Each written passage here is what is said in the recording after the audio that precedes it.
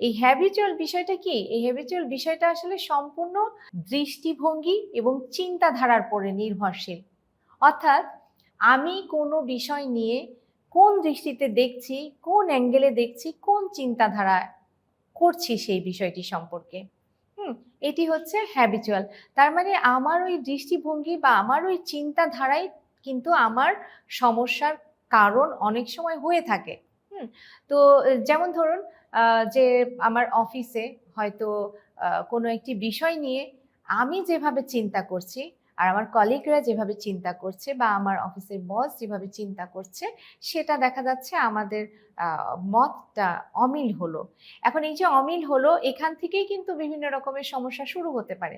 তো আমরা অনেক সময় কি করি যে আমরা যেভাবে চিন্তা করছি শুধু ওইটাকেই আমরা ধরে নিই এটাই কারেক্ট। তো যে কারণে সমস্যা তৈরি হতে পারে।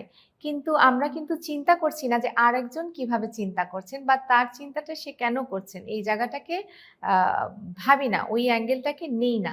হ্যাঁ?